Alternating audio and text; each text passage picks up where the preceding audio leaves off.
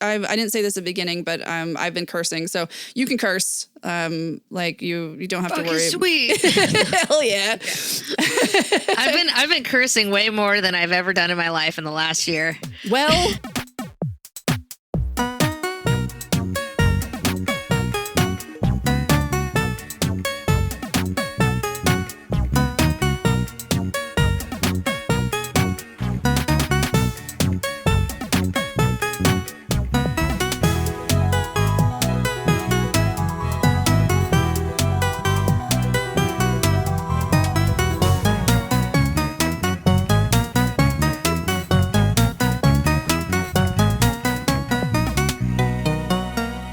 Friends old and new, welcome to Stupid Little Games, the podcast where we talk about all things gaming from the inside out. Each week, I sit down with a guest from various parts of the gaming industry, and we chat about our current gaming obsessions. We tell stories from projects past or present, if we can talk about them, because you know how that goes. And then we'll play a stupid little game that I've written specifically for each guest. I'm Jess, by the way. Thanks so much for tuning in. If this is your first time, welcome. If you are coming back, it's good to see you again. My guest today is one of the coolest ladies I have ever met. So back when we worked together at Avalanche Studios, she was a rad vehicle and weapons artist. So if you liked the guns in Just Cause 4, chances it was one of hers. These days, she's a senior prop artist at NetherRealm Studios and an adjunct professor teaching 3D modeling for games at NYU Game Center. And she's also a singer and a musician and one of my two favorite vegans on the planet. So please welcome the amazing Natalie Asport. Thank you. Oh my God, that was an amazing introduction, Jess. I love it, especially one of the two favorite vegans. Yeah, if I said that you were my favorite vegan, then I think Jason would get mad. I had a feeling that was the other vegan. So you and Jason are my two favorite vegans. Oh, I'm still honored, not offended. No, I love it.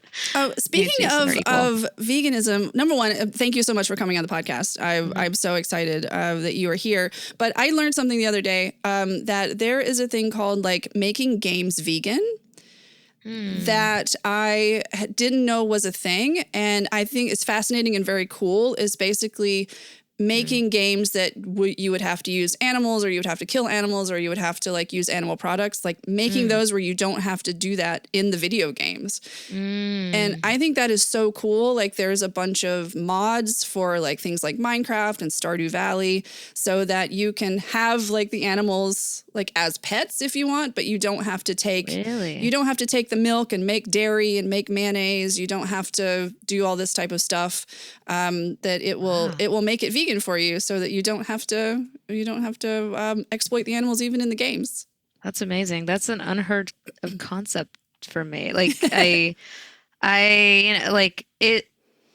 It's so weird actually. It just unlocks some crazy thing in my head where people would use games to justify nature because it's well, in order to proceed, Last of Us, that was one of my favorite games, and you have to shoot the deer in order to progress through the game. Yeah. Just like life, if you don't kill the deer, you cannot progress in this game. And they'll use that as a reason why you can't be vegan in life. And I'm no, I'm pretty sure the designers created that. It's not God. This is a game. And you just, as a vegan, you just, this is not real. Yeah. You just kind of try to disconnect, because I really wanted to progress the game. So that's interesting. I think that's would be great. I think because you don't actually, this is my opinion. I'll die on this hill. You do not, especially now, and even in survival mode, I will say, you do not need to hurt or kill animals. It's just you have to be clever. You have to be resourceful, and you gotta maybe do your research before that happens where you find yourself in that situation. Sorry to take us on a vegan tangent. I love it. No, we can keep talking about this. I'm fine with it. I would love to know what you are playing right now. What are your current obsessions? So, not to boast, but I think the most I've been playing was like Mortal Kombat. Fun! I mean, because, obviously I had just recently, recently, finished Mortal Kombat 1 DLC.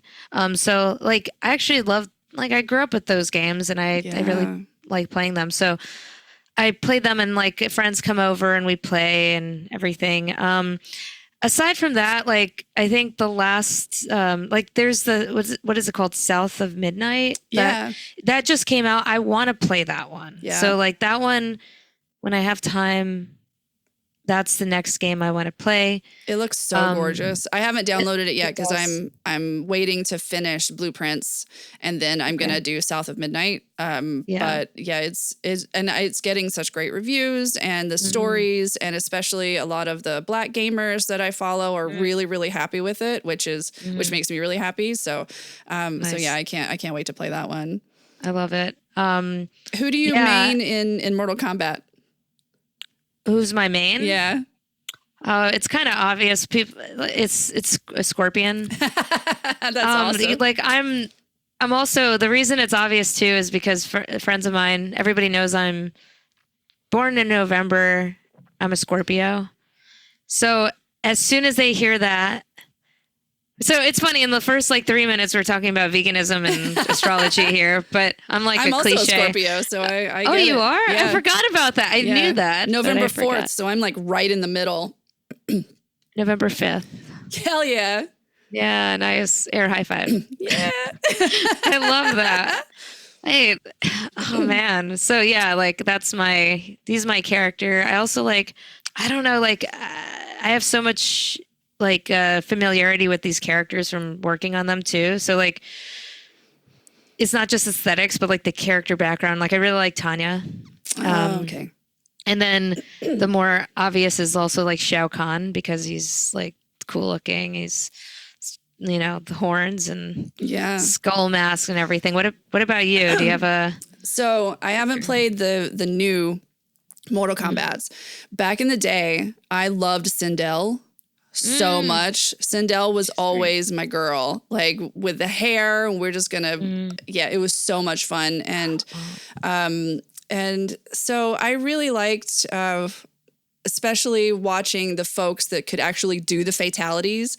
Back in the day, I could never do the fatalities. Like no matter how hard I tried, I could never like actually get it, because not only do you have to do the right things, but you have to be really fast with it too at the right time. And I could never do it. So yeah, I would always be very jealous of my friends that could always get the fatalities. And I'm just like, you bitch, fine.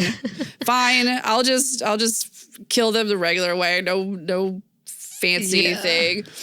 Yeah, it's funny. I had a like when it launched, I had a party at my place. Aww. And people were mildly disappointed that I couldn't do the fatalities because like they associate you developing it as like you being like good at your game, and like the character would stand there and then you'd like do poop and like punch them in the nose and then they topple over. And I was like, I didn't say I was good at this. I didn't say, but yeah, I like, aside from that, like I think the last 2 months has just been just a lot of different things. I haven't been able to actually pick up. I have my like PlayStation. I have a PS5. That's the one I've been mostly playing with. But yeah, like Detroit Become Human was the last game. Like, God, that game was so good. It tore my heart out. Tore my heart out. It was, so my partner and I played through it, but then I had to watch someone else play through the choices that I didn't make, because I wanted to see, and you've got the whole tree and everything of all the different things. And then if you make one decision, this decision is then completely like closed off to you, and all of that tree. I forgot which decision I made. It was the wrong one, but there's no such thing as a wrong decision. But I remember seeing at the end of that mission, as they show you all of the things that are now closed off to you, there was this huge tree that was closed off to me. And I was just like, but what happens through that whole thing? It was like huge. And I was just like, fuck. So I watched, you can actually watch like quote unquote movies of Detroit Become Human with the different different play styles on YouTube. So I probably watched like 2 or 3 other play styles because I was trying to save everyone. It didn't work. I didn't get the best ending, but it wasn't bad. The woman and the child lived at the end of mine, and that's the one I was really worried about. So I did not. That's the last choice. I made the wrong decision. Yeah. Oh God. I was so upset and I wanted to go back. Like I had made bad choices throughout the game. Was his name Hank with his dog? Yeah. I was like, they have to live or, they have to be okay. Yeah. And like, he has to be okay. I hated him in the beginning, but then I was like, I love him. Well, yeah, he was an asshole. He was such an asshole, especially to your android. I forget all their names now, but Detroit Become Human was an amazing game. And I remember when that came out, I was like, God, this looks so lifelike. And then now when you kind of go back to play it, it's like, oh, like almost all the games look this good now. Yeah. Which is wild. No, it's true. I think it still holds up. It does. I have no what do you call time because since I teach a class, it's like I feel like I just played Detroit Become Human, but I know it's hasn't been in a bit, but because I talk about it in my class that I teach, it's a great game because it has a visually. It's visually stunning, but you have very pristine, polished surfaces with the androids and this sleek city, and then you have the gritty parts. Yeah, and it's really good if you're trying to learn how to make game assets and environments and everything. When you're playing it, can you ever just like turn off the hard surface artist brain and just like enjoy it without just being like, oh wow, look at how that's reflective, or God, that car surface is really, really cool. Yeah, it's interesting. I could do it really well, and then there are certain times I can't. I think I'll always be fascinated and admire everything. I think there are times though where I'm going to be very critical and I can't turn that off. Right. But if it's if it's a really good game, it can be where you could just not be fazed by that. But I think because I know how, it's my forte and it's something that I specifically look for.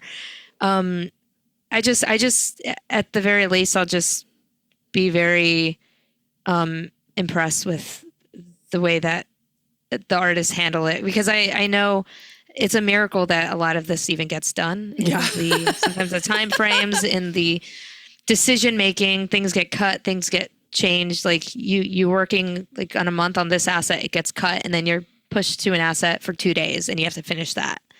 And so then I'm thinking, I try not to think of that too much. So I think I simplify it by that looks good. Good job. Next. Yeah. Because I'm not even a artist in game dev or anything like that, but I still, when I see new and innovative things, I will get distracted. Shiny things, I'm like a crow with shiny things. I'm like, oh, let me go take a look at this and try to figure out how do they do this, because I have no idea. And it's from talking to people like you that I actually learn oh, this is how it's done. And then I'm even more impressed, because I'm like, oh, it's not magic. It's someone doing 150 different steps to make this look so good. Yeah. No, it's amazing. I'm glad that you can see, because you've taken a peek behind the curtain. Yeah. Yeah. Okay. So thing that I am playing right now is, I'm slightly embarrassed by it, because do you ever see on Instagram, do you get ads for these stupid, terrible, predatory mobile games? Yes. So I was getting so many of those. And I think I was on a spiral reading the news the other night, and I was just let me just scroll Instagram reels and try to take my mind off of, gestures at everything. And I just started getting all of these ads, and I knew that these ads were false. These aren't the games. These aren't the actual games. And I just started wondering, like, why do they advertise something that's completely different than what the actual gameplay is? So I started downloading a bunch of these stupid predatory mobile games. I didn't spend any money on them because they're all quote unquote like free to play. And apparently you get rich and you get money from it too. Yeah, I mean, it's on some of these. It's so terrible. So the big ones that I've been seeing are these like block, I think it's called like Q Block Crash or Cube Crash or something like that, which is basically on the advertising, it looks like a really amazing, satisfying Tetris where things are falling and you have this huge thing where things are just falling. And I was like, that actually looks kind of neat. I bet this isn't the game. And so I downloaded like 2 or 3 of those type of games, and it's all just like 10-cent Tetris. Literally, it's nothing like the advertisement. They show you an ad between every level. And then, of course, because I clicked on some of these, I started getting so many more.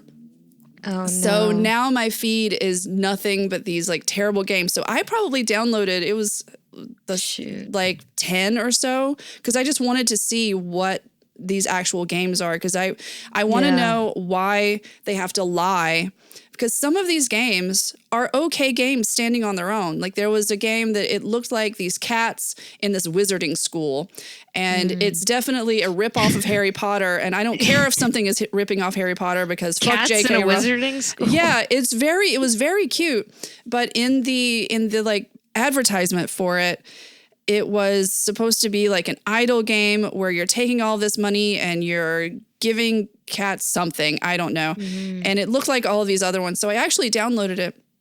Turns out it's kind of a really cute wizard school, like engine building game. And it is very Harry Potter-ish. But again, I don't care about ripping off J.K. Rowling, because fuck her all day.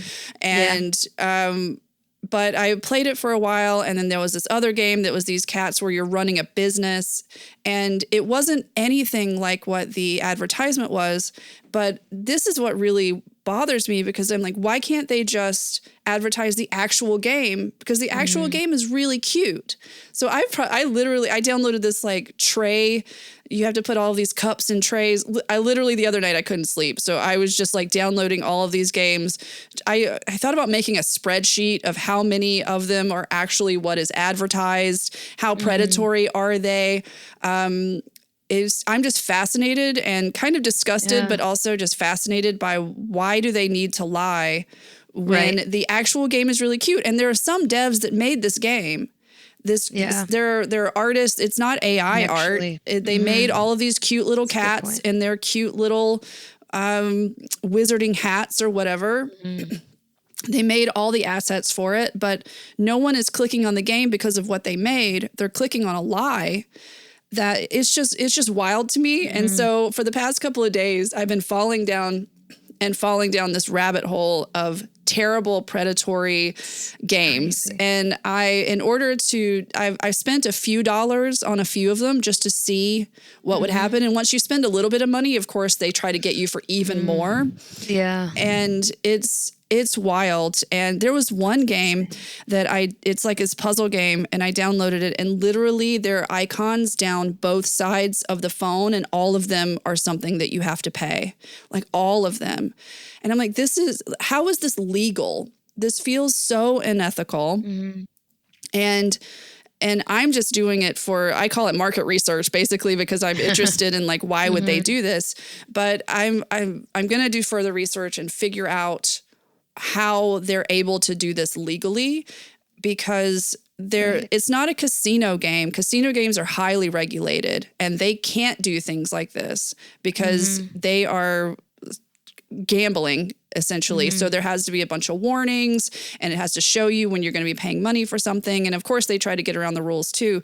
But this is basically the same thing, just dressed up like cute little cats in a wizarding school. Like, I don't understand. So that's what I've been playing the past couple of days. Wow. You're doing, I have to say, you are doing God's work. Because I've been wondering this, funny that you mentioned this. I play Duolingo. Yeah. And, they have those ads if you're not subscribed to a premium membership. And it's like, I'm always wondering, like, is this how it actually looks? Like, there's like the king, you have to save the king. It's kind of like they don't look like that at all. Match everything. And I'm like, I can't download this because I have an addictive. Me too. Yeah. Like I get addicted to things very easily, like everything. Yeah. So I try to limit the opportunity for that to happen. So like, I'm like, is this how it actually looks? Should I download it? And I'm like, no. There's like one where it's like you can match the birds on the branch. Yeah. And I downloaded that and I started, I was like, no, like one day I think I spent like 2 hours. I'm like, delete it. Yep. Because it's addictive. That one though, it seemed like it matched. But when I see really, really polished gameplay and like trailers and little ads, I'm like, this is too... This is a lie. The ones with like the kings, I downloaded one of those and it's just a match 3 game. It's literally just a match 3 game. And so there's the 2 main type of games that I have seen in downloading some of these are the match 3s and then the Tetris, like I call them 10-cent Tetrises because they're not nearly as good as actual Tetris. It's literally just they're placed to put blocks and then you put blocks in them. And it's hardly even puzzle games. And those are like the 2 and there's probably 10 or 15 different commercials where they're completely different than those. And I'm like, this has to be illegal. Like it has to be because it's so predatory. Jeez. Or you have to watch an ad. And they also have, they lie to you about what is going to be an ad and what isn't. Because there are some things that are like, oh, here's this free thing. They don't tell you it's going to be an ad. And then it ends up being an ad that you cannot skip. And I don't know. I call it market research, but I'm like sitting there just making myself mad about like these games that aren't real. These games are just so not real. But so that's what I've been doing the past couple of days. I'm so sorry that you put yourself through that. No, oh, man. Okay.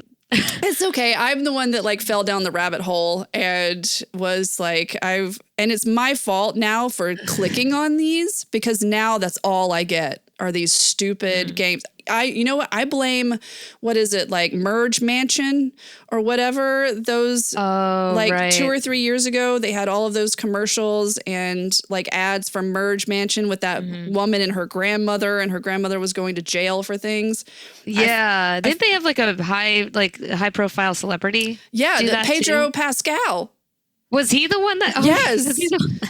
Pedro Pascal, the internet's daddy, was doing those stupid commercials. How dare he? I know. Our internet daddy led us the wrong way. But at least I don't think those lie to you as much about what it is than those like stupid king ones where it's like actually showing you gameplay and then it's just not that. I could go on about this forever. And I love this. It's so dumb. I just wonder like, why can't some of these games like stand on their own? Because as soon as you download it, you're going to be like, this isn't what it said on the commercial. And so I think it should be illegal. It should be like, it should be regulated somehow. I don't know how. Somehow, because it's like 99 cents for this, $2.99 for this. Oh, you want more lives? Spend $3 and you can have 8 hours full of free lives. And watch this advertisement and you can get a free extra life. And I'm sure that it gets some people. I'm sure that it does.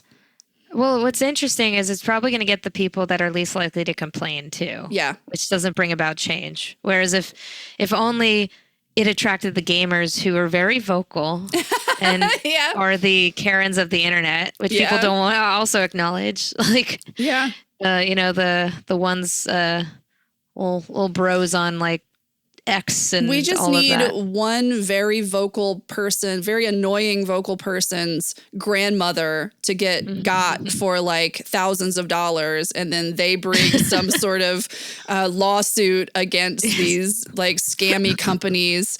And then there'll be some sort of regulations. Who knows? Something. Well, maybe your research will. Yeah. I'm going to start. I want to see it. I'm going to start putting this stuff in a Google Doc. And I will.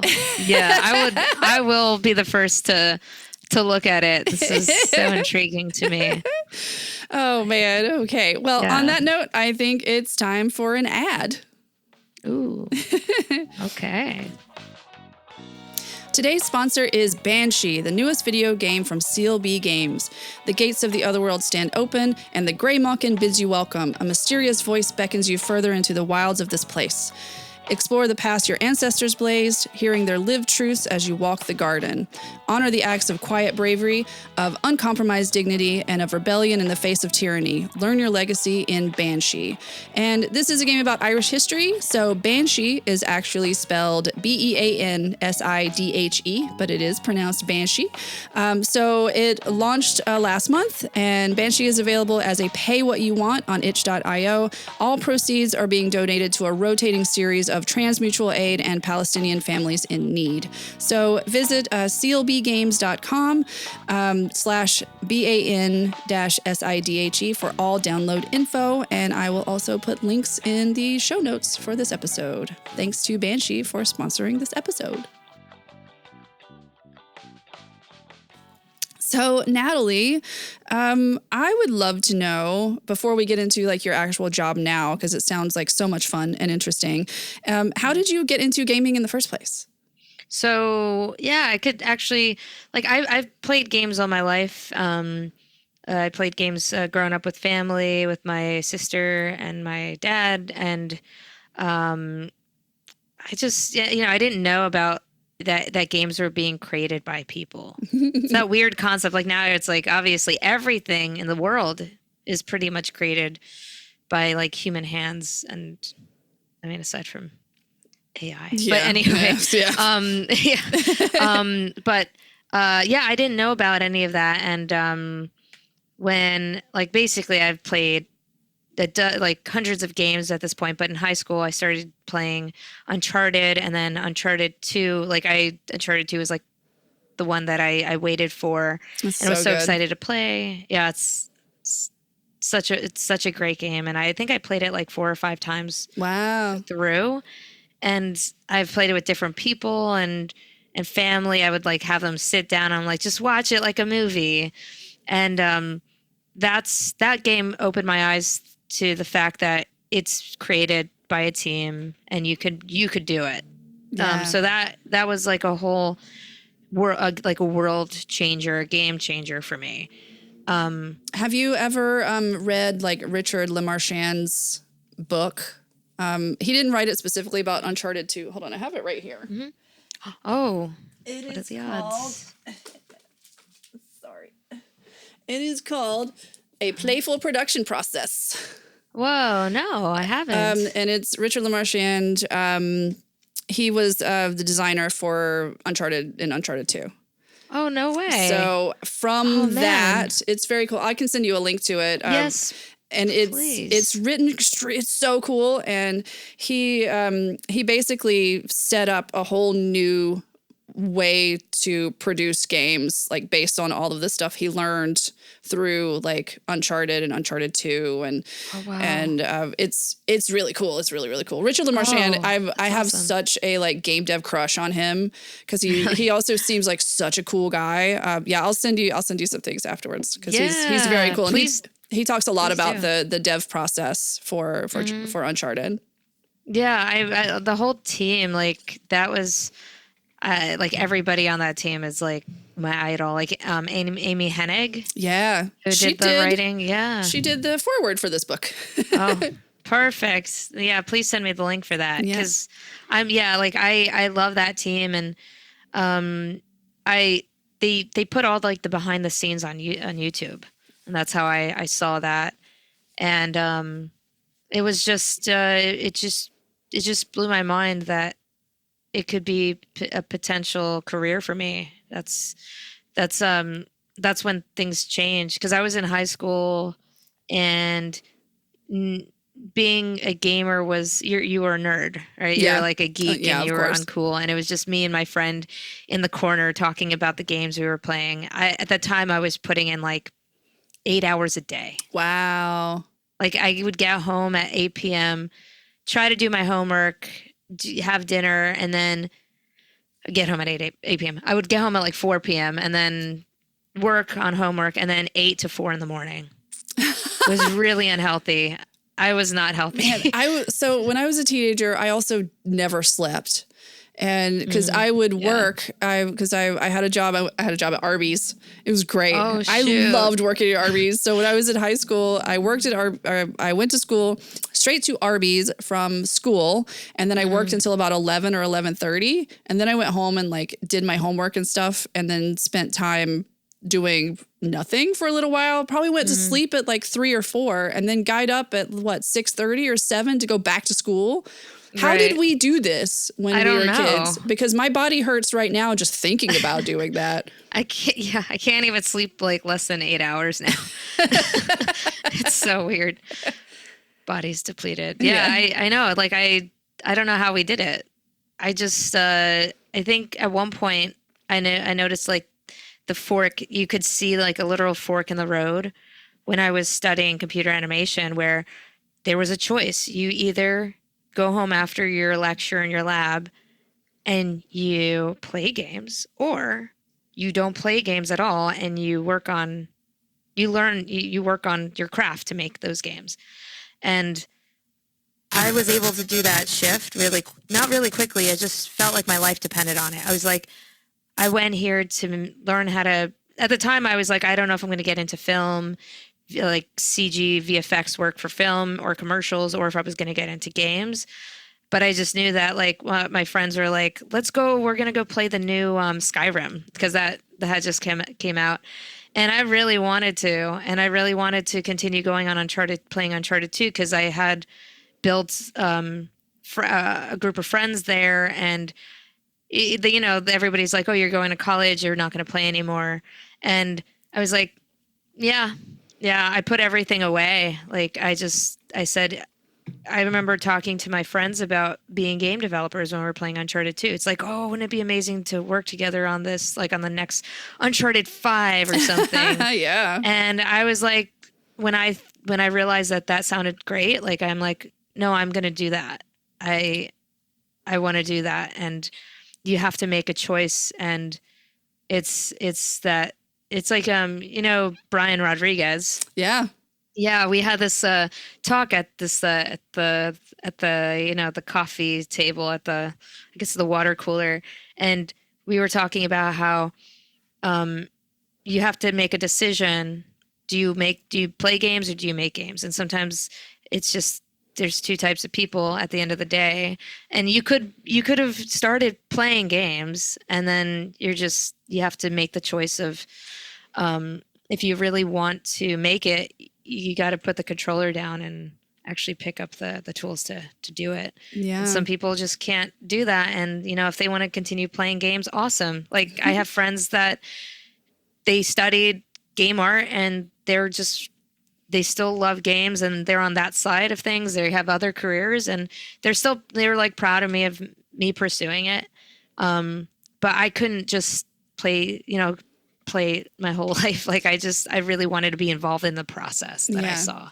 You're really disciplined in lots of ways, I feel, having known you for a while. Thank you.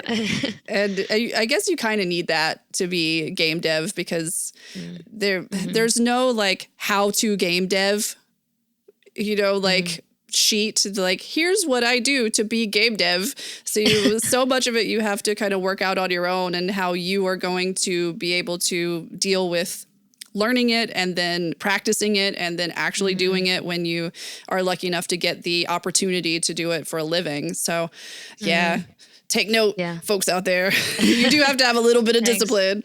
Yeah, there could be like, I think there could be some sort of like habits you can try to pick up. And it's weird, but like, you like if you're playing and you're thinking of like, oh, I could do this better. And it's okay to be critical. Use that as like, oh, I could do this better.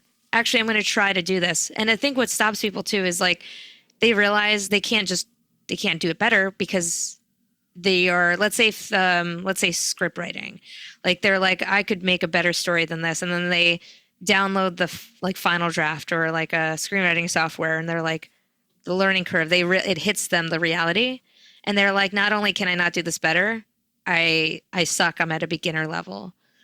And that is where they're like, they've come to face the truth that right now, they can't even do it. So like if they keep pursuing that feeling, and I think it's okay to feel like you could do it better, because maybe you can, but you have to like push yourself to learn. Get to that level. Yeah, a friend of mine, he wasn't in game dev, but I remember he was 40 and he was starting medical school. And this was a while back, and I was much younger and dumber. So I was just like, why are you're starting medical school at like 40? Like and I would never say this now. So I apologize to him. I've apologized to him since then, but I was like, you're starting medical school at 40. And he was like, yeah, well, I'm going to be 45 in 5 years, whether I go to med school or not. So I might as well do it and be Dr. what his name was at the time, instead of just not doing that and not being Dr. Smith. We'll say his last name is Smith. And that really stuck with me of like, oh, okay, well, think about in 3 years, you're still going to be 3 years older. You could be 3 years older and have so much of this knowledge and like, practice under your belt and learning new things, or you could just be like in the same spot you are now saying, I'm not good enough to do these things, so why try? 100%. Yeah. No, it's true. And I love that way of looking at it. It's like, you're still going to be this age. Yeah. Like you're going to be there. And then you're like, what also I hate is like hearing people say, oh, I didn't do anything this year. A lot of people say that. Like I say that. And it's like, but a year ago, there was a lot of things you could have started and you're like, oh, it's going to take me too long. Yeah. And you could do a lot. You could do a lot in a year. You could do a lot in 30 days. You hear about like the 30 days it takes to build a habit.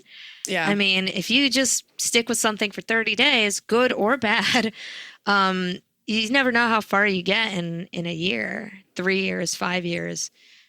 And that's I mean, why like, I really like things like NaNoWriMo, like the November narrative writing. I think what's NaNoWriMo means like narrative November writing month or something like that. Narrative novel writing month or something. It's basically like if you have an idea for a novel, there's kind of a structure in November for you to write this many words per day and try to get your novel done in like 30 days. I'm probably butchering what it is, but it's basically like, here is a structure and you have other people that are doing it with you that can kind of be even a support group.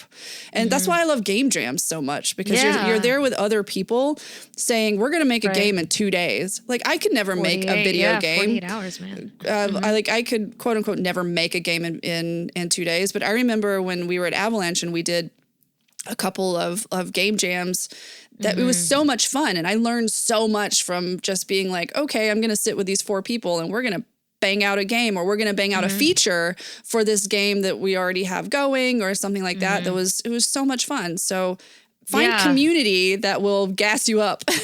Yeah, 100%. That was like a 30-day challenge, right? Yeah. For that the NetherRealm. I think it's November every year that it's like their Inktober.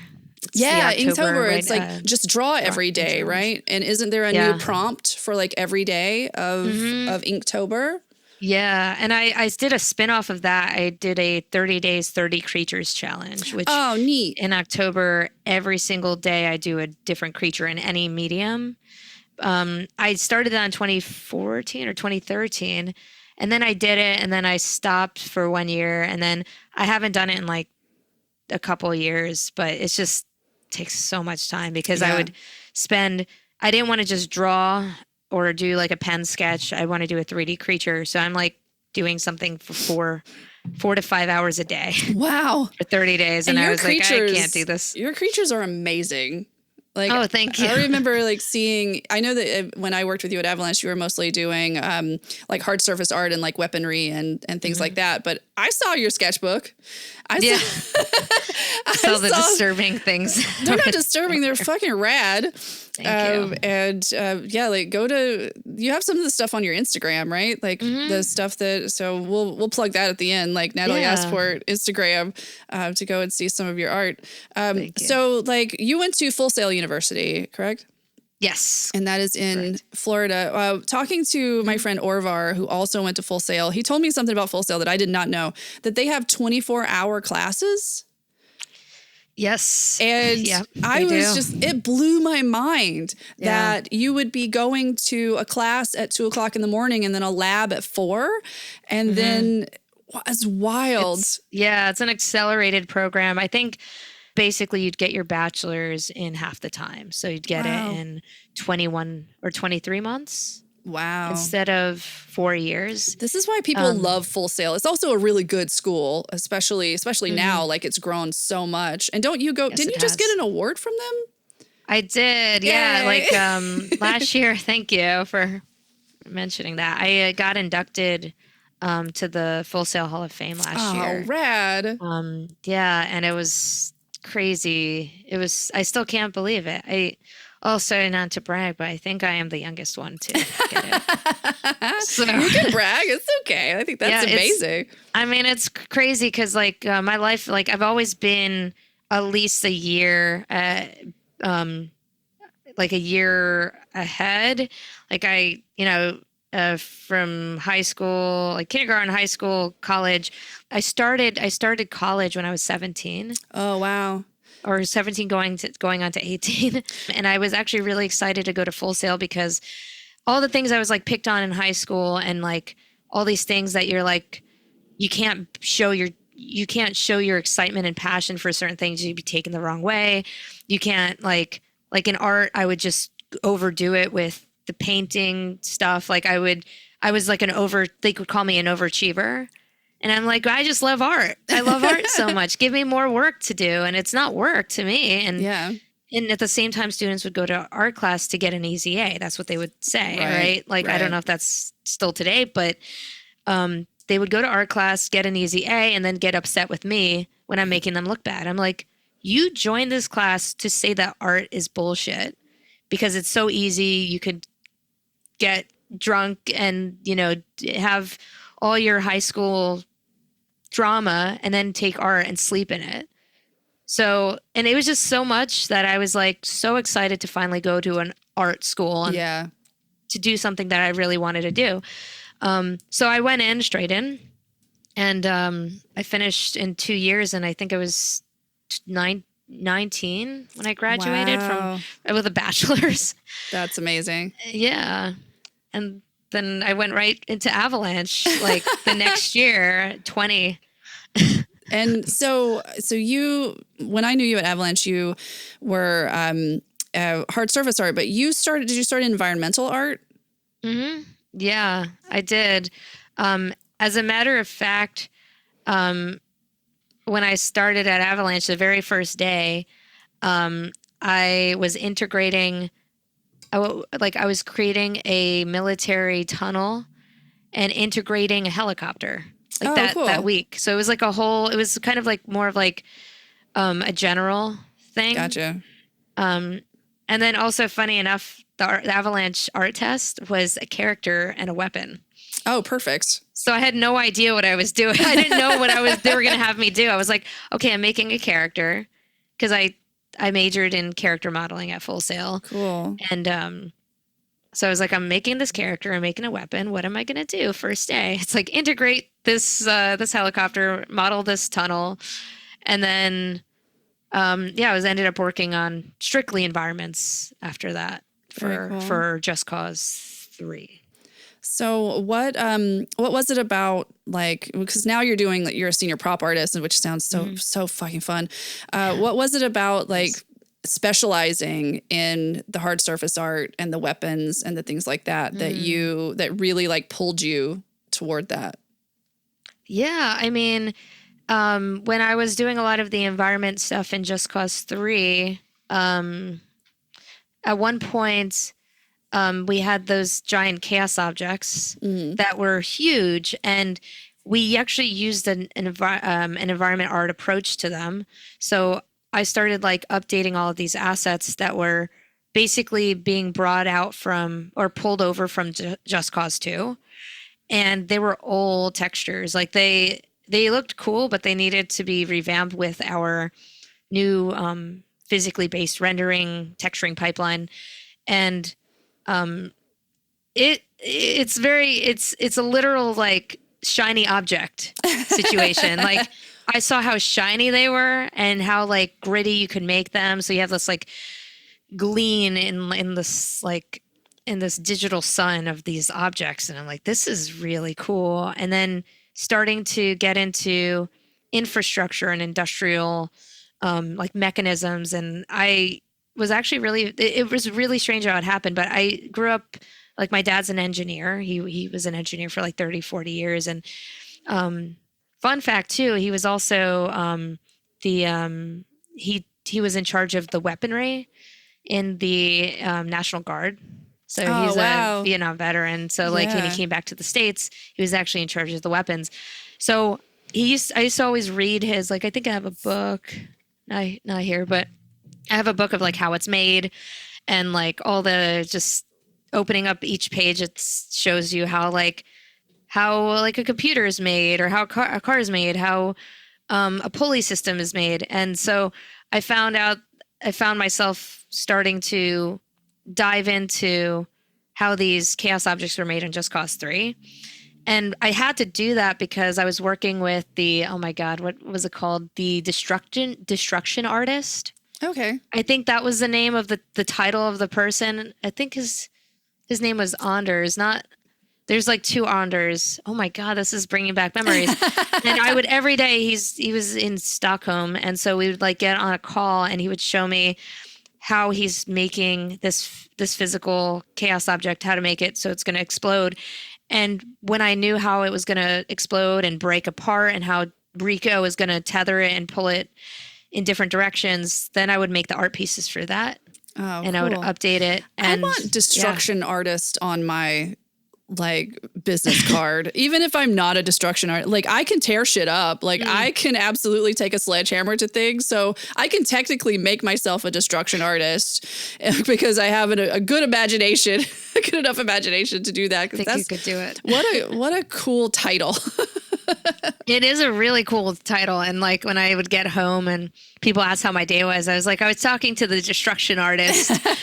I think it was a destruction artist. I mean, everything in Just Cause 3, like the chaos objects were just amazing. Like just seeing, I forgot all the terminology now, but all this like skeletal system where you could, like the breakpoints of like, so where like the character, the player can shoot like one of my favorites was the spherical fuel tank.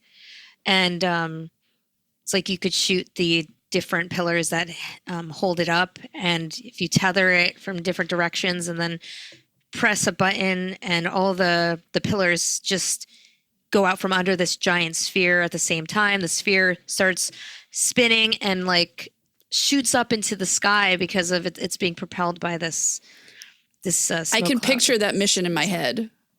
Like I really can from JC3 because I'm glad it is pretty spectacular. And as soon as you're like coming up on it, you're just like, oh, that's going to be fun to absolutely destroy.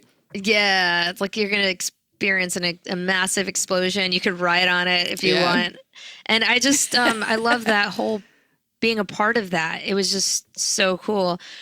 So when the time came and we were ramping up on Just Cause 4, I was asked if I wanted to continue on in like more an environment side or go in the direction of those chaos objects, which, you know, it's like, oh yeah, you did really well on that. So do you want to get more into the hard surface sector where you're not working on the big chaos objects, but like you're working on more of the vehicles and the weapons? And I was like, sure, I like that. I like the hard surface edges, and it's a whole different mindset. It's the same in like an umbrella sense because they're all you're making 3D models, but there's a lot that goes into hard surface modeling, and the workflow is a little different. And I just was all in for it. And then I worked under Scott Smalley, who's also great. Who's been on the podcast. He's the one that taught me that like there's no such thing as a straight line. Yeah. Especially when you're working with cars. And I learned what PBR was, that it's not just beer. Oh yeah, I did hear that. Yeah, of course. Yeah, no, he was great to work with, and like literally just yeah, like helped me a lot with like learning the ropes too. Like he was a great mentor as Yeah. well. Going to the New York Auto Show, which I think is this week, but Oh, cool. going to it with him. Oh, we would go like to there was like a stage, and they were like, we're doing trivia and we're going to throw out free shirts and hats, whoever could answer these questions right. And I knew Scott was going to get them, but he said it under his breath. He's like, they're like, what's the first blah blah blah blah? He's like, that's a Chevy Caliber blah blah blah. And then all of a sudden somebody was like, wrong guess, wrong guess, wrong guess. Somebody says it, what he said 30 seconds later, and they're like, yes, you won. And I'm like, Scott, raise your voice, we need to win something. And he would get it all right. So and he would like laid back and soft spoken. He's just like, whatever. I'm like, you need a hat, get a hat. But yeah, like it was just it was such a, I don't know, like when I way back when I was learning 3D, I thought it was going to be so restrictive, like hard surface, and also very meticulous, which is very true. But I thought it was just like not liberating or expressive. But I feel like you could do a lot with it. It's because there's a lot of things you could do on texture with the textures of like a gun or a car, and there's just a lot of subdued and subtle nuances, like Scott said. Yeah. There's no such thing as a straight line. There's all these things that are hidden that somebody who's like looking for them will appreciate. Yeah. And I bet it's cool because you basically know everything you're working on is going to be a hero object, right? Like, because that's something That's true. that they're going to be, is that, so a hero object is basically something that the protagonist is going to be using, right? It's going to be like touching and like holding. So was that, more stressful, like more pressure to know that folks are going to be like looking at your textures and like your designs and pulling them apart and that's not what a real gun looks like. Blah, blah, blah. 100%, like 1,000%. I think that was the thrill. It's actually, man, my brain like immediately connects random things that have happened recently. And I was just talking to a friend of mine yesterday we were talking about performing with a camera on you. Yeah. And it's like, I hate it, but I love it. Yep. It's like that adrenaline rush. But it makes you do better. Yeah. I think. And it makes you like, push your limits and, kind of haphazardly do things. You have to, because otherwise you're going to just play that game all the time, or a friend's going to play and they're going to be like, you didn't do this, you didn't fix this here. Like that game, it's immortalized. Like your work is immortalized. So you got to whole ass it, not half ass it. Exactly. Exactly. It's just, you got to do your best. Like as long as you do your best, that's what matters. The problem is there's so many variations of, but if I don't do my best, like maybe I could do this, I could do that. It's like, just do the best you can. There's all these other factors, of course, with like time, and you have to manage other tasks, but the heuristics of like, I can do this really fast for you, but it's not going to be like super detailed. I could get this to you tomorrow, or you can give me 4 days to do this, and it's going to look like something you could put in the game like right now. Yeah, that type of thing. Yeah. And if you don't have that control, at least you could say, I did my best in the time that I had. Yeah, absolutely.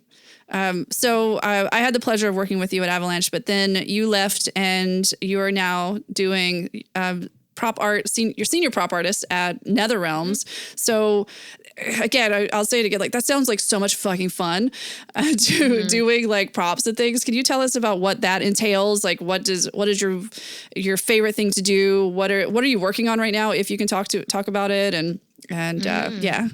Oh, it is a lot of fun. It is awesome. And with being a prop artist, you not only have to, like, when people think of props, they think of like, like a mug, as I'm holding this mug up. Or they think of like a phone or a chair, something boring like that. But it's literally everything, especially in the type of game that Mortal Kombat is. you have like the character art team, you have the environment art team, and the prop art team really is just anything in between that. It could be also like things that are interactable in the environment. Let's see, like I've worked on the Test Your Might pedestal, the one where like heads get bashed. Yeah. If you don't break the, if you don't smash the buttons appropriately, like I've worked on flaming zombie hounds and zombie monks. Oh, wow. Johnny Cage's glasses, Scorpion's chain, like anything that's, even if it's attached to the character, but the character team is working on the actual character itself. I've like recently, I can say this now, but I just finished working on the DLC for Mortal Kombat 1, and I got to work on like really iconic characters like the T-1000.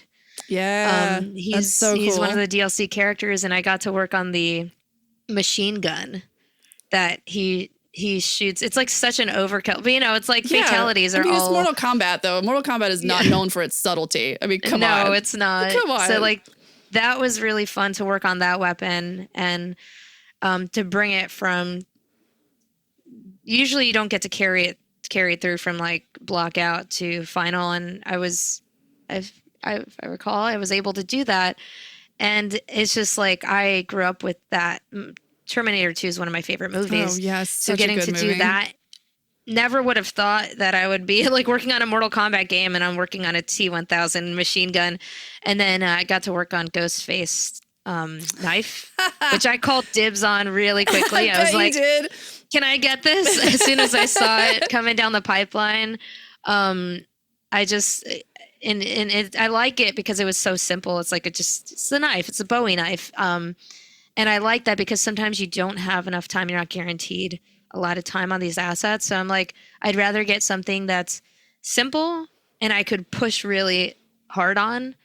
And that's why I love working on Mortal Kombat too. It's like they have a lot of rights. I mean, we work under Warner Brothers too. So you never know what kind of characters we're gonna feature that's not part of the Mortal Kombat roster. So it's just been really cool to work on the iconic characters, the gore. I love the fantasy, the horror, the just like all of that is really my style. And I didn't, it's strange because I didn't know I would ever get to work on with this team and on this game.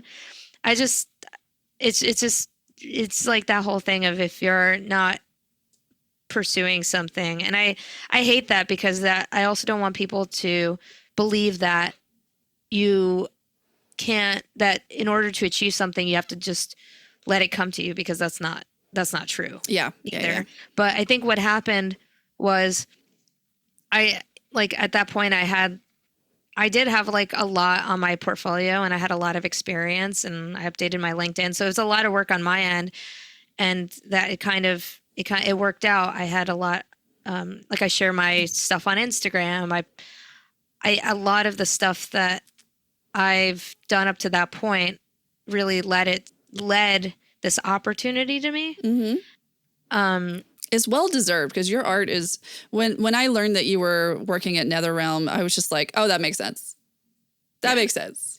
That 100% makes sense because I know about your art and I know the stuff that you like to do. And I was just like, oh, that's fucking cool. I was so happy for you. Thank you. It means a lot. A lot of my friends also said that. And I was like, they're like, yeah.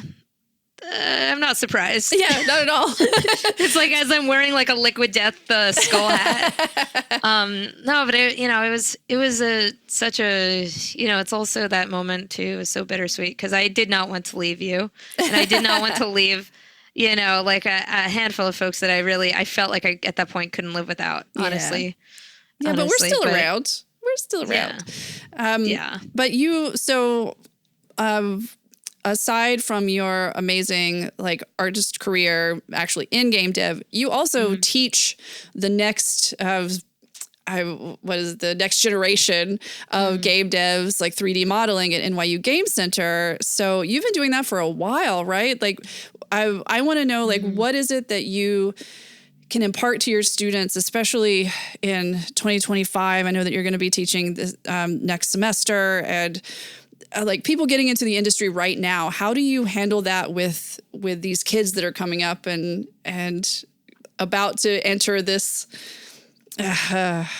meat grinder, I would say?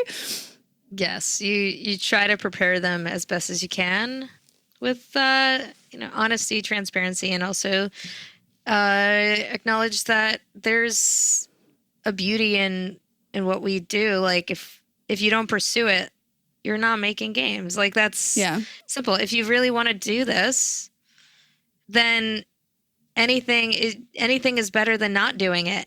You got to prioritize your health, your mental health, know how to take care of yourself. And that's something that I think should come first, learning how to do that before you pursue an industry like this. But that's not always the case. And if you break in, as long as you grow and you progressively take the steps to learn more about taking care of yourself. Yeah. Then it's a good balance. Yeah. I talk to students when, especially like working in the industry and then being able to either right after work go to the class or right in the morning before you go to work. You're like, you have all these experiences fresh in your head to be able to either tell them or to make a conversation about it. Like they would say like, how are you doing? I'm like, I'm great. So today I like nothing specific, but I would say like today I worked on a asset that was cut. I was an asset that I was working on for a month. And then I would ask them like, well, how would you handle it? Or I would just say nothing and they would start having a conversation, but what do you do if you spend all that time and you're texturing and can you still send it to them? And we would like have these conversations, and just so they know that like this is an asset, like you did your work, you learned from it. How are you gonna take what you learned here and apply it to the next thing? Yeah.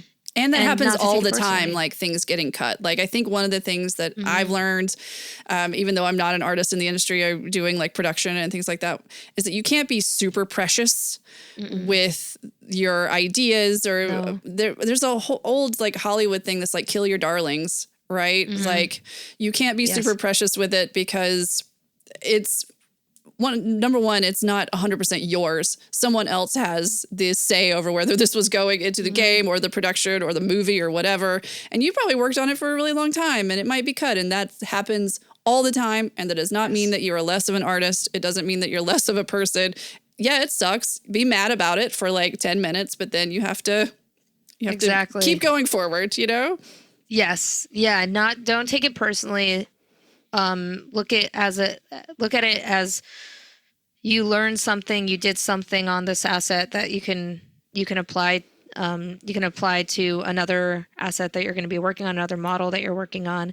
It happens a lot more than you expect, and it doesn't mean that you should like hesitate from doing good work on your model, because then you'd be like, oh, this is going to get cut. That's why and I also I just don't appreciate when I hear like really Debbie Downer professors or speakers who are like, yeah, industry sucks. This is like nobody cares about you, and this is all for the money and all that. And like, it's like, no, you have to kind of inspire them too. It's not all gray and it's not all bleak.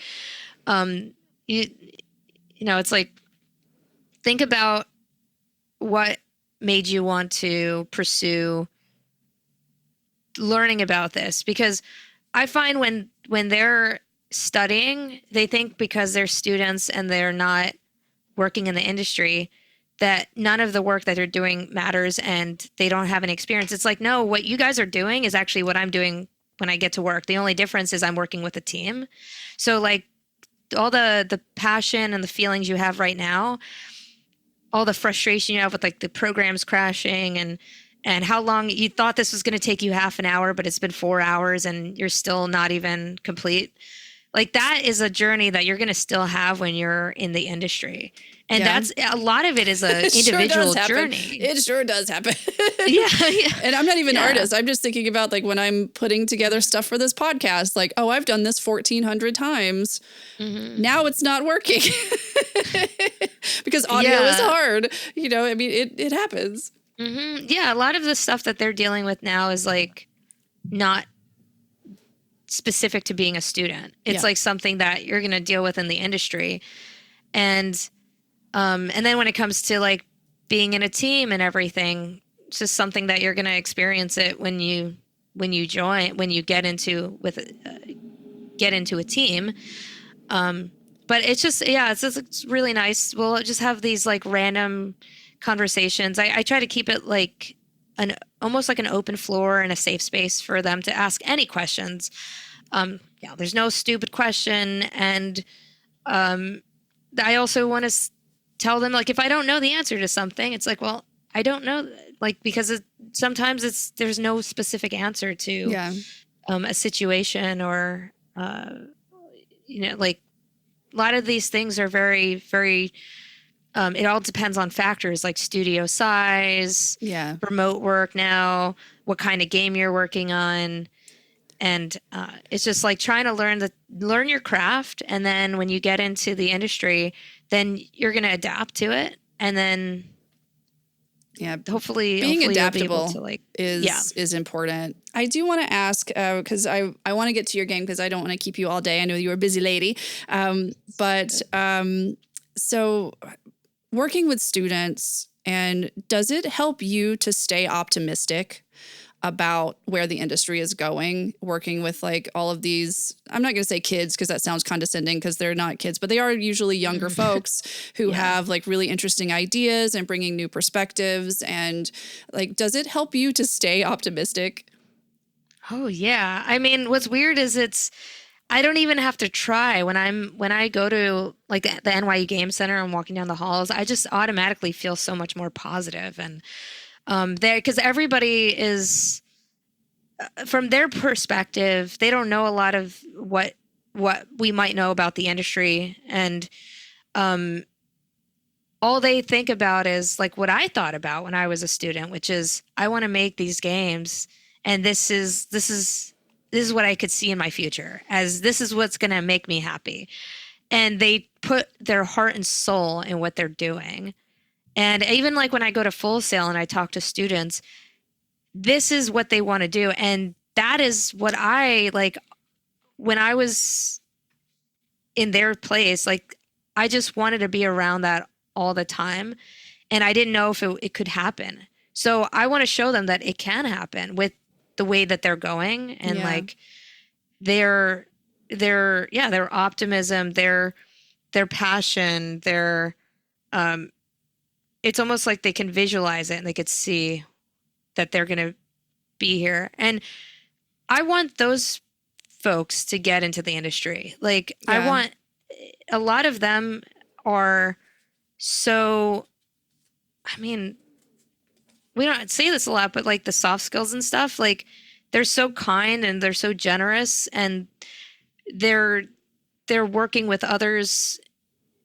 Like they like the NYU Game Center, they have to do a thesis and they're working with other students to make a game. And I just see such teamwork. Like, I don't know, maybe they're fighting behind the scenes, but when I see the games that they're creating, I'm like, well, you don't make that game like that quality with the skill level that you have by like being at odds with each other. You're working together and you're collaborating. Yeah. And so when I'm with them, when I'm in that environment, it actually makes me a better developer. And I was told the latter when I first started teaching, which was oh, you don't want to teach. That's a big mistake. Don't do it. It's going to divide your time up on how you can advance your own skill set when you come back to work. It's going to make you fall behind. It's going to make you a worse artist. And I was like, really? I don't know. Like, I was a skeptic on that. And I'm glad I was, because I find it the opposite. I found like it's a cheat code. I found a cheat code. It just makes me, like, on hard days, like, let's say there was layoffs or closure, or you feel like you're not, you might get an email tomorrow about like the game getting canceled, like all these things that you feel in your head. That's very real for all of us in the game industry. I turn to this environment, the schools that I go to, like the students I talk with, and I just automatically like radiate from them. And I'm also very transparent about what's going on in the industry. Yeah. They know I don't sugarcoat things. I tell them. And I just say, like, there's so many other industries in this world. Like, have you seen the finance industry? Have you seen like the fashion industry? Like, have you seen the film industry? Like, all of them have their major flaws. Yeah. And where do you want to weather the storm? And if you want to do it like making games, this is how it's going to be. But you could prepare yourself. You can make connections and build communities with everyone here that's at least going through the same rough seas as you. I think that's at least something, right? Yeah. I used to love like having the students come in at Avalanche, because we would do the panels and have the folks come in. It was always so much fun. And I love that. I used to moderate those, and the students just had so many amazing questions, and some of them were very kind of basic questions about like the game industry, and some of them were so specific engine questions that I don't know, it just made me really happy. And I always made me feel better whenever they would come in and just be like, they're so happy to be here and seeing a studio and bright-eyed and bushy-tailed. Yes. Yeah. I mean, like, I remember when my students came in, I think it was like I don't remember if it was one of like the last ones we did, or maybe you probably did more, but I remember all of them in like the conference room part, and they were just saying you did like I think you did like a giveaway or something. Oh yeah, we did some like Avalanche merch. Yeah, they were so excited about that, because they loved Avalanche, and they loved that Avalanche represented. There was like a New York representation for the game community, but I mean, yeah, like they were like, this is amazing. We're in a game studio. That, like, honestly, I had a student reach out to me like this month about that. Oh, that wow. This month they loved that tour, and they appreciated it. And also, now that I guess that's a good time to tell you that, like, yeah, what you did and how you helped bring students in and organize those things. I mean, it means a lot. And I think we planted seeds. Yeah. The game industry is like, it's a very tumultuous industry. It's a very tumultuous time, especially for like creative fields in general. But we got into it because of our passions, and students see that we're just going to attract the right people to carry on the torch. I think. I mean, we're still going to be in it for a while, but like, I hope so. Yeah, no, we are. I hope so too, but I know we are. And I just think, like, if we have these like attitudes of not just not being like jaded and pessimistic, I think then it can attract people that can really hold up the industry in ways that like, just to keep it going in such a way that is genuine and about creativity, passion, kindness, because I think kindness does fuel it. And you could see it in the games that do well too. Yeah. And, it's a big thing. And there's something to be said for not bringing up the ladder behind you, like keeping that ladder, bringing other people up, because there are so many people that are just like, yeah, it was hard for me, so of course it's going to be hard for you too. It's like, no, here's a way I can make it less hard for you, especially being women in the industry. You're the only lady hard surface artist that I knew when I was at Avalanche, not just Avalanche, but just in general, giving back and bringing other people in is the way to go. And yeah.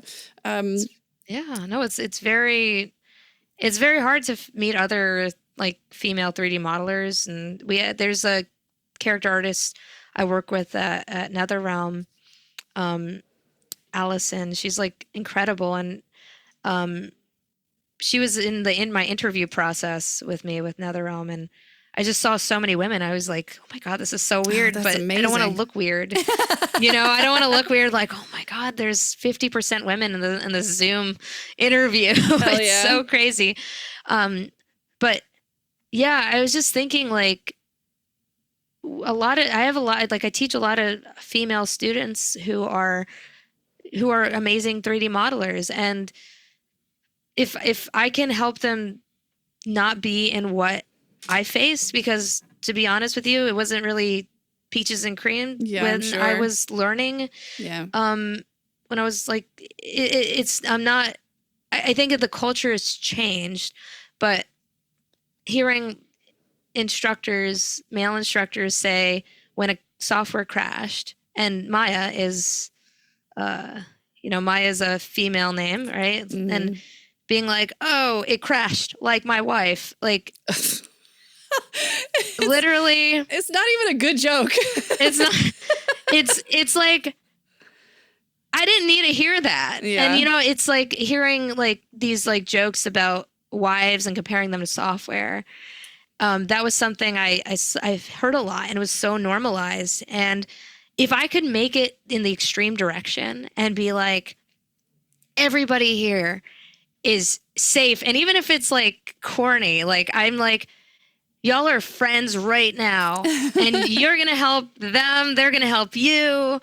I better see you guys talk in 4 weeks. Like it's like, and then they start laughing, and I want that. I don't want it to be like a strict environment. I don't like to draw inside the lines. Maybe in illustration, maybe when I'm working on an actual art piece, but otherwise, like, I don't find structure really like the conventional standard work for me. I'm not conventional. I'm not normal in any way I notice in my life. Like I do things so different and out of the box.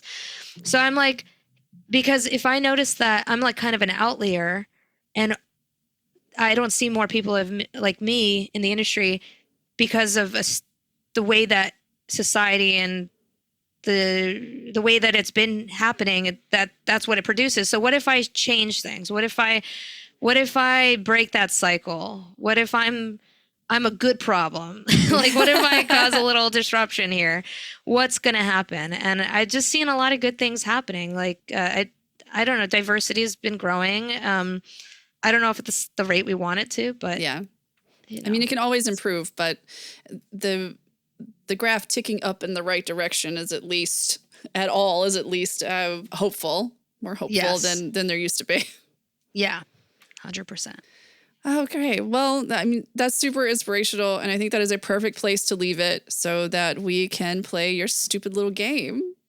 Ooh, I'm excited. I'm excited about it too. So I was trying to think, okay, what sort of game should I make for Natalie? Because I do know you and we are friends. And I was going to make something about vegan games. That's why I learned a bit about like making games vegan. But then I remembered you're really into horror. And I was like, oh, this could be fun. So I have made a game called... I like how it goes like from vegan to horror. I love it. We contain multitudes. But it's called the Horror Movie Video Game. Oh.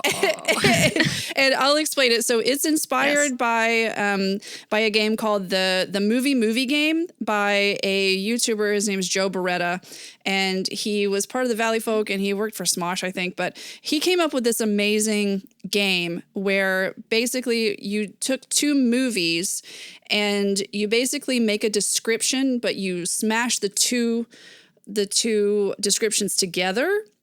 And then, so I have an example. So I'm basically going to give you a description of a horror movie and a video game, but they've been smashed together. And you have to tell me what the name is of this horror movie video game. Okay. So I have an example because I'm not explaining it properly. But so if I said, a teenager realizes that he can turn into a beast, but he doesn't just use it to win the big basketball game. He used it to fight Nazis in an alternate reality Germany. And the answer to that would be Teen Wolfenstein. Yes. Okay.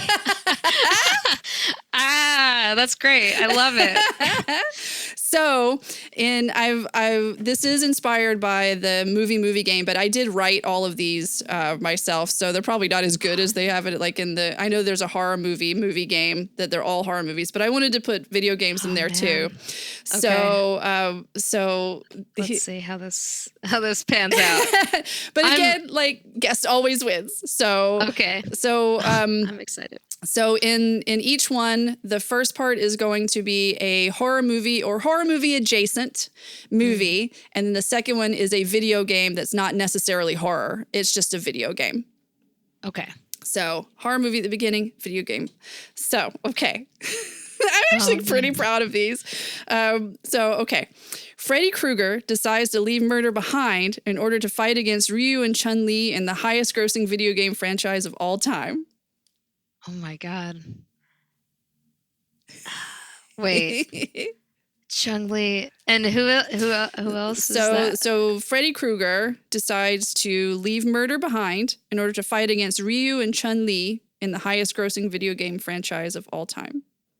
And the first section is a movie. Mm-hmm. And the second section is the video game, but they fit together. Oh wait. Nightmare on Street Nightmare on Street Fighter? Yes. Okay, Nightmare I was trying to remember. I was like, okay, I was thinking if Chun Li was Tekken for some reason. Okay. Yeah, you got it. Nightmare on Elm Street Fighter. And that is great. So I also have hints for each one. So if you want a movie hint or a game hint, let me know because I did write some hints for each one. Okay, the next one. Tom Cruise does his best to protect his children from a germophobic alien invasion while joining a guild and raiding dungeons in Azeroth. Right. Azeroth. Is that Azeroth? Is that I'm just gonna guess. War of the Worldcraft? Yeah, you're right. You're right there. War of the It's War of the World of Warcraft. World of Warcraft. Yeah. Okay. War of the World of Warcraft. But yeah, I'm gonna give that to you because you were right there. And people mostly do call it Warcraft and not just World of Warcraft. But the hint for the game for that one was just gonna be Leroy Jenkins. Oh man, I haven't heard that one in a while. I know. Yeah, I mean, I'm old. Oh man. Oh, I am too. But yeah, you got it. Like War of the World of Warcraft. I don't know why I missed Worldcraft. Maybe I was thinking of Minecraft. Well, most people don't call it World of Warcraft. Most people just call it WoW or Warcraft. Well, I mean, you're batting 1,000 so far. Thank you. So you're giving me them. Well, there are a few that are a bit harder. Okay, so let's see. Let's see. A group of quirky Kiwi vampires navigate the pitfalls of being roommates before embarking on a mission to kill giants and revive a girl named Mono. I feel like this one will be hard if you haven't played the game for this one. I feel like Is it what we do in the Shadow of the Colossus? Yes. Yes. Is it? Yes. That is it. Yes. Oh my goodness. I was worried Got about my that one horror because cred. yeah, because I haven't played Shadow of the Colossus in like a million years, and I haven't even thought about that game until I was doing this. So I was like, oh, if she hasn't like played or thought about Shadow of the Colossus, this might be kind of hard. But no, you were doing great. Okay. Jess was talking to her friend about what we do in the shadows a week ago, and I just did a talk at Full Sail a month ago, and I brought up Shadow of the Colossus. Fabulous. In the talk. That worked out. I love What We Do in the Shadows so much. I was a fan of the movie, and then when the show came out, I was like, okay, I don't know if I want to watch the show because I love the movie so much. But then I started watching it. I was like, oh no, this is so good. It does the movie so much justice. That's the thing. I don't think I've watched the movie, but I knew the show was based off it's based off the movie. Yeah, right? It's based off the movie, and the vampires from the movie show up a couple of times in the show. So it all the world fits together. It's so good. So if anybody out there has not watched What We Do in the Shadows, the movie or the show, just watch it. You're welcome. Doesn't it have that? It has like that very popular British guy, Matt Berry. Yeah. Yeah. The way he says New York City. New York City. No, I can't do it. It's so good. I'm really good at doing a British accent, but when I guess I can't do it now. Well, Matt Berry trying to do an American accent. He's British in the show, but he was Jackie Daytona is his name. His alter ego when he runs away. It's so good. Oh my gosh, we could just talk about What We Do in the Shadows forever. I love that. Okay. But I love this game. Oh, I'm so glad that you like it because I was just like, I'm going out on a limb, but I thought this was going to be so much fun. Okay, so zombies are coming to get you, Barbara. So you better grab 3 friends and power up the gates to escape the killer, who might also be a friend. Ooh. This one goes way back, the first one, at least, the movie at least. Night of the Living Dead by Daylight? Yes! yes! You were doing so good! Yes! You're doing great. Those are great ones. I love Dead by Daylight. Me too. I like watching it. I'm terrible at playing it, but I do. It is terrifying. It is terrifying. I knew when you're like, they're coming to get you, Barbara. Oh man, yeah. And so in doing this, I learned that I knew that there was lots of Dead by Daylight like games and lots of like more killers that you can download and put into the game. I didn't know that there was a whole like franchise based off them. There's a dating sim for Dead by Daylight. It's called Hooked on You. Wait, hold up. I need to know more about this. It's a dating sim based on the characters in Dead by Daylight, and it is called Hooked on You. Can you actually date on there? I don't know. I haven't played it. I just learned about it last night when I was writing this game, but yeah. Oh, man. And I was like, this is amazing. Yeah, right? That is amazing, actually. I also love how Dead by Daylight, I mean, the survivalist horror genre, but it added some things, having your friend be the one that's killing you, or another person that's playing be the one that's killing you. And that came out in, I think, like 2016, and it's had some legs. Like, it's continued to go, and I'm very happy for Behavior Interactive Me too. In that respect. Good for them. Yeah. I took a picture with the killer at E3 in 2016. I went there. Rad. And I was like, this is so awesome. I love this concept. And I've just been following them. I don't play it. I don't play it anymore. Like, I think last time I played it was a while back, but because I can't find friends who want to play it, or I have, but they've, it's like you find a group of people and then it's like, oh, I don't have time to play. Yeah. And then all of a sudden, like, I don't even remember who asked me, but then it's one of those games where people are like, I just want to watch. I do not want to play. Just play and I'll watch you. It's stress inducing to me. Like, I'm just like, I have anxiety. I have played it before and I was just like, okay, this is I cannot deal with this. I will watch other people play this, but and the putting on the hooks, like the audio design of the whole game is so good because it sounds so gross. Oh, I love it. Oh, I like Dead by Daylight. I remembered when I got put on the hook and then they took my soul. Yeah. And it was like, oh. Yeah. I love horror games, and even I was like shivering with that. Oh my goodness. You are doing so well at this. You are doing so well. There's I have just a couple more. And the one I have at the end, because you've been doing so well, is like a hard mode. So okay. So Chris Washington, a black man, is visiting his white girlfriend's fetishizingly racist family and ultimately has to escape to a strange, evolving solar system that's trapped in a 22-minute time loop. Oh. Well, I know the first part, but the second one, it's Get Out, right? The first one is Get Out. Out. I don't know if I know the game. I can give you a hint for that one. It's 2019 open world mystery adventure game that won tons of awards after it came out, and it's by Annapurna Interactive. Oh man. There's two games I could have put to this. Maybe I should have put the other one. I feel like if I don't know it now, oh man, I'm probably gonna hate myself. I mean, it's hard to do if you don't know the game. Like that's completely. I haven't played the game, but I should know the title. Get Out of Space. Close. It's Get Outer Wilds. Oh. Okay, that title rings a bell. Yeah. I wouldn't have gotten it though. Yeah, it's hard. It's definitely hard if you haven't like played the game. I should have also done there's Outer Worlds, which is Obsidian, that could have also been the same thing. Get Outer Worlds. But it was through Get Out.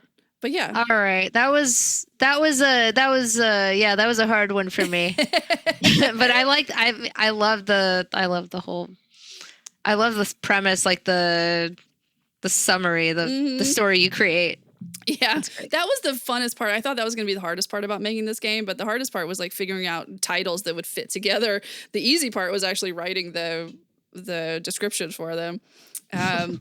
Okay, so I have two more. So Count Orlok forsakes Transylvania and his beloved Ellen in order to open and manage his own series of museums. I think this one's also hard if you haven't played the game. I was obsessed with this game recently. Wait, what's the... can you say that one again? Yep. Count Orlok forsakes Transylvania and his beloved Ellen in order to open and manage his own series of museums. I haven't played a game about museum maintenance. Yeah, both of these came out recently. So the movie came out in December, I believe. And the game came out, I want to say, what is it now? April? I want to say February. And it's the third game in kind of a series. And if I tell you the game studio, it'll give away the name. But but it's by 2 Point Studios. And they ran a campus and then a hospital, and then the new one was a museum building simulator. Well, it's not Nosferatu 2 Points or anything. Yeah, right? It's Nosferatu 2 Point Museum. Oh my God. Well, I'm giving that one to you though, because 2 Point Museum, I was obsessed with this game about a month and a half ago because it's so whimsical and cute, and you're able to fall into it, and they do a really great job. Like you, like being in like props would appreciate this. They do a really great job of making the world fit together, and you can put things basically anywhere, and you can put them diagonally. And because you're building this museum and you're setting up the entire museum from the trash cans to the plants and everything, and you can move things and they fit in the world and they look great together. It looks like a cartoon. So I highly recommend 2 Point Museum to anybody that likes like engine builder type I wouldn't say engine builder. Like I don't know what you call it. Like it's a museum simulator. It's very cool. But you can send things. A world builder. Yeah, world builder. Like you can send people off on excavations to bring back more things for the museum, and it's just really cool. It's good job by 2 Point Interactive. Oh, that sounds awesome. I want to play that. I think you've given me a list of things that I just want to play today. Actually, yeah, 2 Point Museum is a lot of fun if you like world builders. That's awesome. Okay, this is the last one. I think this one is really hard. But okay. A bullied Swedish boy finds an interesting and peculiar new friend who looks like a young girl. But in reality, she's a magical stylist who uses miracle outfits to fight evil and solve problems. Oh, I know the first part, but magical solve problems. Did you like the movie? I did. It's so good. It came out a while ago. Yeah, right? the Swedish version came out a while ago, and they did, I think it's 2008, and then they did an American remake a few years later, but it wasn't as good. Oh, right. Oh, with Chloe Grace Moretz. Yeah. Mm-hmm. Yep. You know your horror movies. I do. So the hint for the game is that this is a Chinese free-to-play game that's taken a lot of my money. It came out recently, and it's the fifth game in the Nikki series. But again, if you haven't played the game, then it'll be really hard to get. That's why this one was hard mode, because I wasn't sure if you would have heard of this game. Oh, yeah. I know my horror movies. Games. Don't tell anybody who's listening to the podcast. This is definitely not a... this game has no sort of horror in it basically at all. So you know the movie. The movie is Let Me In. Yeah. So it's Let Me Infinity Nikki. I was gonna start guessing. I would not have guessed that. I was thinking like in the wardrobe or something because of fashion. So Infinity Nikki is a free-to-play game, but it's actually a full world, and I fell into it because, and I'd never played any of these before. They're on its surface, it's like dress-up games because you can get all these different outfits, and you dress up in the different outfits, and you can change them around. And you do use these like miracle outfits. The stylists in the world are like the magicians. They just call them stylists because everything centers around getting different outfits, but the writing in it is really subversive, and there's class struggles, and there's like all cops are bad type of messaging, and I was very surprised by it, and I played it for a while, and I haven't played it you can definitely give them money if you want to. I did give them some money, but it's basically not all your money. Not all my money. It's basically a full fleshed out, I would say AAA world with a full story that is free if you don't want to. I mean, you can play it without spending any money. Like you can genuinely play it without spending any money. So what's the platform? Is it mobile? I played it on the Steam Deck. No, actually.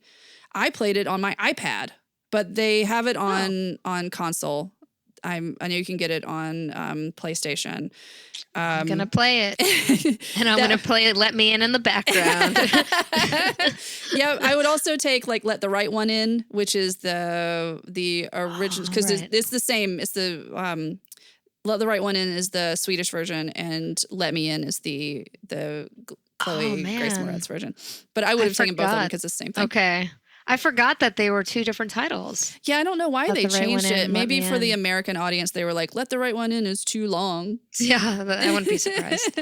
Well, congratulations, Natalie. You won the game. Oh, thank you. Thanks for the hints. I did pretty well at the beginning. I think you did really well, actually. When I was writing them, I was just like, I don't know if anybody would get these. But yeah, like you know so much about horror games and horror movies that I shouldn't have been worried at all. It just made me look good. I was, thinking there's a lot of, there's always those obscure horror movies. Yeah, I was going to try not to do those, mainly because I don't know much about those. Like all of these movies I have seen, so I could at least like know I was writing the right like description for them. But congratulations, you did really well with that actually. Nightmare on Elm Street Fighter. I think that's. I was pretty proud of that one. Or What We Do in the Shadow of the Colossus. I loved all of them. I did, even the ones I couldn't get. Thank you. The game. So when I was writing the game for you, I was like, maybe I can do something about like prop hunt games.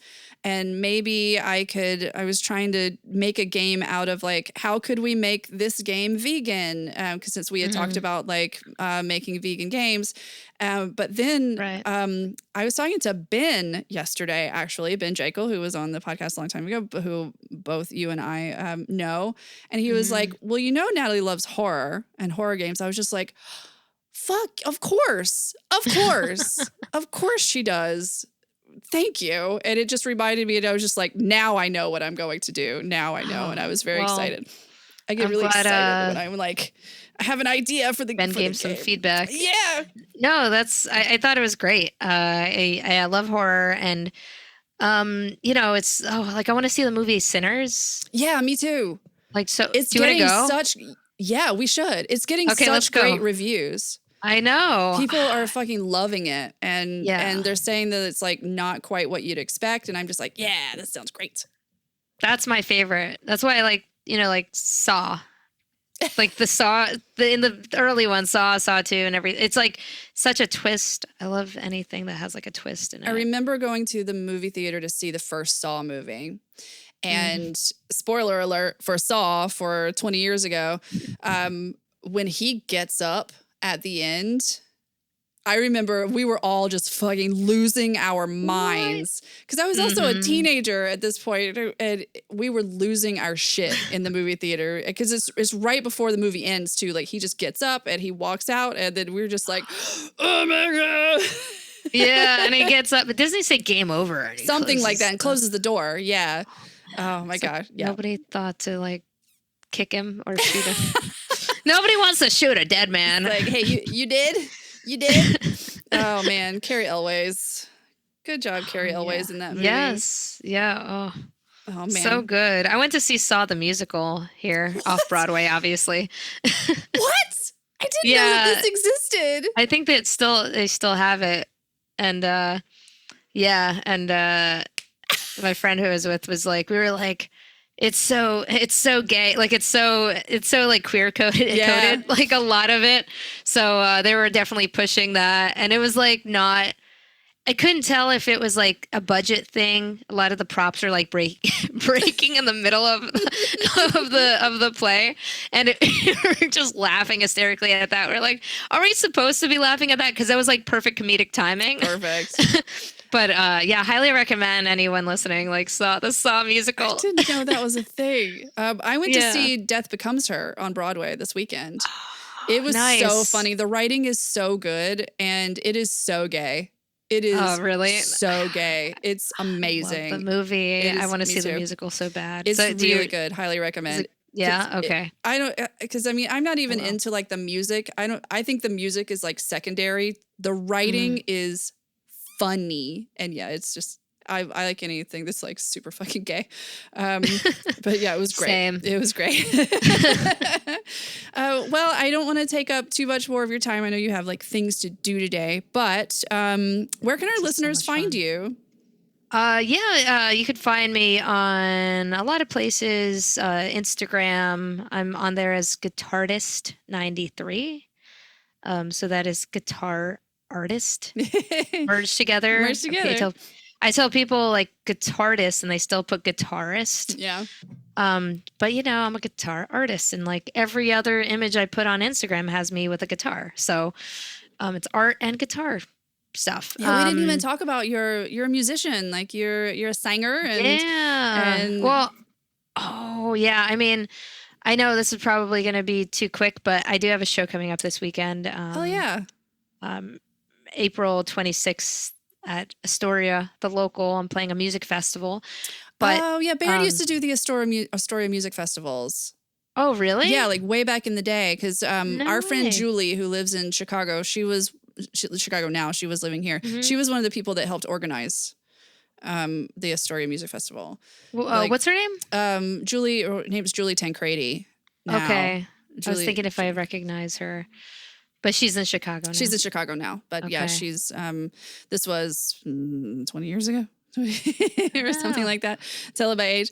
But yeah, but that's Well, really they're cool. still doing This that. will That's probably great. come out after your show, Mhm. because this is coming out next week. But I'm sure you'll be doing other things. So look Yes. for. Do you have an Instagram? Do you have just for your music? Yeah, Natalie Asport Music. Rad. You could find me there. You could, for both of them, like really, if you just type in Natalie Asport Music anywhere on like Facebook, on Instagram, on YouTube, you should be able to find me and my stuff. I believe I'm also playing in June, in East Village. Nice. I don't remember the exact date, but I will be posting all of that. So, Very cool. so you can find me there, and then I'm also on LinkedIn, Facebook, YouTube. I'm everywhere. Just look up my name. I don't think it's going to be so hard because I'm the only one with my name. Yeah. But yeah, feel free to connect with me on there, and always also open to giving feedback to any aspiring artist as well. Yeah. Like to Be put that careful out what you there. wish for. Yeah, yeah. It's just be a horde of people asking like, is this hard surface model up to par with industry standard? But that is really nice of you to give back. So, yep, take a look at Natalie Asport Music, and I'll put links in the show notes Sweet. to all that fun stuff. Thank you. And you can follow me. I'm on Blue Sky at caketeas.bsky.social. Cool. And I'm on Instagram at cake_teas. I'm not on Twitter anymore because fuck them. And yeah, so thank you so much for listening to Stupid Little Games. Please follow or subscribe on Apple, Spotify, YouTube, wherever you get your podcast. Subscribing goes a long way. Please give us a like or writing us a review. It was really, really helpful to get us in the algorithm and in front of new people. I really appreciate it. We have a 5-star on Spotify. Yay. I think we still have 5 stars on Apple. So you guys are amazing, and it's been really great. So I appreciate everyone who's left a review so far. And if you'd want to leave a review, that would be awesome. And so this podcast was hosted and executive produced by me, Jess Pardue. Logo and theme music by the talented Bayard Russell, also known as Social Robot. Final editing and mixing are by Gabe Koski, a man whose wheel is spinning, but the hamster is dead. That's amazing. And see you next Tuesday. Goodbye. Thank you. Bye. Bye.